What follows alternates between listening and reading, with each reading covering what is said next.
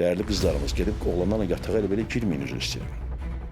Evlilik istəyirlər, evlənin, amma evlənəndən sonra da 2-3 il uşaq istəmir. Əlində qucağında uşaqla gəlib atan evinə qalmaq çox ağır bir prosesdir. Səni bugün orta məktəbdə eşqnamə oxuyan oğlan səninlə evlənmək fikrinə deyil, sənə ciddi baxmır. Oğlanların, dostların yanında qürrələnmək istəyir, səndən bir şəkil istəyir ki, yalandan sənə şantaj eləsin. Diqqətli ol qızım. Ümumiyyətlə, hər kəs ailə qurmalıdırmı? Dırnaqarası namusudur ki, mən arvadımı boşadım. Arvad gedib şəxsiyyət qurmaq istəyir, gedib onu vurub öldürürəm. 2 qızım qaldı ortada. Mən getdim türməyə, içəri, həbsə. Qadın da getdi qəbrə. 3 dənə qızın namusu harda qaldı? Bu necə namusdur? Cinsel bir-birinə irənmək var, daxilən qəbul etmirlər. Bu ailə qala bilərmi? Bizdə nə qədər cinsel tərbiyə var ailə tərəfindən? Bu insan birdən-birə gözü açılanda, TikTokda hansısa məsuliyyətsiz bir, avara həyat sürən bir gəncin aşkım can deməsinə uyaraq, 3 dənə uşağı 22-23 yaşında buraxaraq evdən qaçır.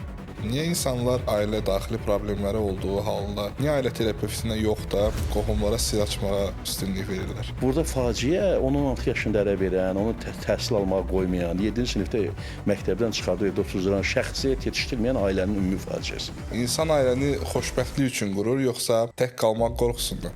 Doğmalıq hissini formalaşdıra bilməyən, sırf ailə qurmaq xətrinə qurulan ailələr bunlar dağıla-dağıla gedəcək.